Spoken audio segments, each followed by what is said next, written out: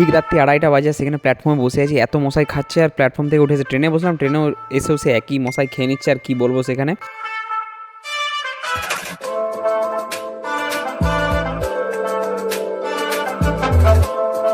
कौन है ये लोग? नहीं नहीं दीदी वाह दीदी व्हाट इज दिस दीदी তো এখন বাজে 9:22, তো সঙ্গে সঙ্গে আমি চলে এসেছিলাম স্টেশনে, টিকিট কেটে নিয়ে চলে গেছিলাম প্ল্যাটফর্মের দিকে। এগিয়ে যাচ্ছি, রোহিত দেখছি সামনের দিকে এগিয়ে যাচ্ছে আর আমি আছি পিছনে, আস্তে আস্তে হাঁটাহাঁটু করে যাচ্ছি, কারণ এখন ঠান্ডার মধ্যে একদম স্টেশন পুরো ফাঁকা। আমি প্ল্যাটফর্মে ফোন করে বলেছিলাম ট্রেন এলে যেমন আমার জন্য একটা কামরা পুরো ফাঁকা রাখে, তো সেই জন্য স্টেশনে এসে দেখি প্ল্যাটফর্মে একটা ট্রেন বগি আমার জন্য পুরো ফাঁকা।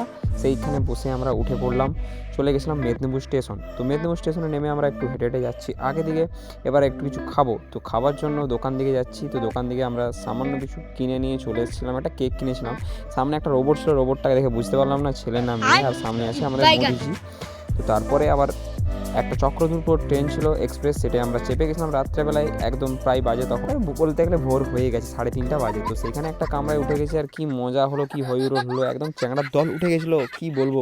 তো তোমরা এতক্ষণ ভাবছো যে আমি এতক্ষণ কথা বলছি, তারপর হচ্ছে বন্দে ভারত এক্সপ্রেস আছে আর আমি কোথায় যাচ্ছি, তো সব কিছুই বলবো।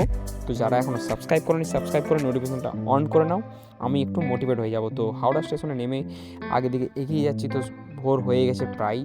তো আমি আর রোহিত ভাবলাম যে আগে চা একটু খেয়ে নেওয়া যাক, তো সেই সূত্রে আমরা বাথরুম সেরে, তো হাওড়া স্টেশন প্ল্যাটফর্মে হচ্ছে বাথরুম সেরে বেরিয়ে পড়লাম বাইরের দিকে। তো বাইরের দিকে বেরিয়ে বললাম চল একটা চা খেয়ে নিই, ঠান্ডা সকালবেলায় কী করবো, ঠান্ডাও লাগছে। তো এক কাপ চা আর 2টা বিস্কুট খেয়ে নিয়ে আবার বেরিয়ে পড়লাম বাস স্ট্যান্ডের দিকে। তো বাস স্ট্যান্ড যাবো সোজা, আমরা সল্ট লেকের সেক্টর 5-এর আমরা একটা বাস ধরবো। তো বাস স্ট্যান্ডে এসে ঘোরাঘুরি করতে করতে আমরা সামনে দিকে যাচ্ছি, একজনকে জিজ্ঞাসা করলাম, বললো যে সামনে বাস পাওয়া যাচ্ছে। তো সামনে বাস একদম ফাঁকা পুরো, সকালবেলায় বাস পেয়ে যাওয়ার পর তারপরে পৌঁছে গেছিলাম আমাদের গন্তব্যস্থলে। তো এখানে আমরা কি করতে এসেছি, কি হচ্ছে, তো সবই দেখাবো আর সবই বলবো। रुको जरा सबर करो। वाह दीदी वाह दीदी नहीं नहीं दीदी वाह कैसे लोग रहते हैं यार यहाँ पर? क्या देखना पड़ रहा है? अच्छा है मैं अंधा हूँ।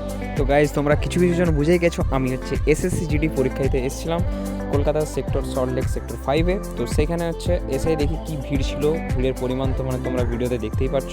তো তারপরে আমি বললাম যে চল আগে খেয়ে নিই, প্রায় হচ্ছে 9টা বেজে গেছে। তো প্রথমে ফার্স্ট হাফে আছে রোহিতের এক্সাম। তো প্রথমে আমরা লাইন দেখে তো ঘাবড়ে গেছি, বলবো কোথায় কী দাঁড়াতে হবে, কী করতে হবে কে জানে। বলছে না এক্সাম দেওয়ার জন্য কোনো চাপ নেই, আমাদের তো কোনো কিছু চাপ নেই। তো সেই সূত্রে আমরা এক জায়গায় ফাঁকা মাঠে বসেই গেছিলাম, দিয়ে মুড়ি আর সঙ্গে ছিল একটু আলু ভাজা চানাচুর। তো আমরা মুড়ি আলু ভাজা চানাচুর খেয়ে নিলাম, বাইরে কিছু খাইনি, কারণ যদি শরীর খারাপ হয় পেট খারাপ হয়, সেখানে বাথরুমের বিরাট অভাব। তো রোহিতকে এক্সাম হলে ঢুকিয়ে দেওয়ার পর আমি বাইরে বসেছিলাম, আমার কাছে একটা পুচকি কি সুন্দর করে ছাতা মিলে বসে আছে, আর আমার সাথে একটা বাংলাদেশ বর্ডারের বন্ধু আছে, তোমাকে দেখাবো। এই হচ্ছে একটা বাংলাদেশের বন্ধু, তার সাথে আলাপ আলোচনা পরিচয় হলো।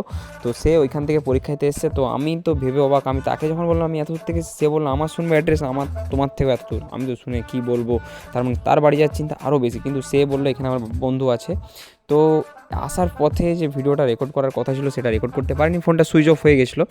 আর একটা কথাই বলবো যে আমি মেদিনীপুর স্টেশনে বসেছিলাম, আমার হচ্ছে ট্রেন মিস হয়ে গেছিলো হাওড়া স্টেশনে। তো লোকাল ধরে মেদিনীপুর চলে এসেছিলাম, আর মেদিনীপুরে ভাই এত পরিমাণ মশা, এত মলমূত্র নোংরা আবর্জনা, আর কী বলবো, ভিডিওটা এত পরিমাণ শেয়ার করো যাতে চারিদিকে পৌঁছয়, আর হচ্ছে মেদিনীপুর স্টেশনটা একটু পরিষ্কার পরিচ্ছন্নভাবে রাখা হোক, কারণ মশার পরিমাণ এতটাই ডেঙ্গু হয়ে যেতে পারে। রোগী অসুস্থ তারা এখানে থেকে আছে, বসে আছে, দেখতেই পাচ্ছ স্টেশনে। তো এখানে এত পরিমাণ মশা, রাত্রেবেলায় কেউ ঘুমোতে পারেনি, এখন প্রায় বাজে 3:25। তো সেই জন্যে আমি সবাইকে বললাম, রিকোয়েস্ট করলাম, আর যারা এখনও সাবস্ক্রাইব করেনি সাবস্ক্রাইব করেছিও। দেখা হবে নেক্সট একটা ভিডিওতে। তো সকলকে টাটা, বাই বাই।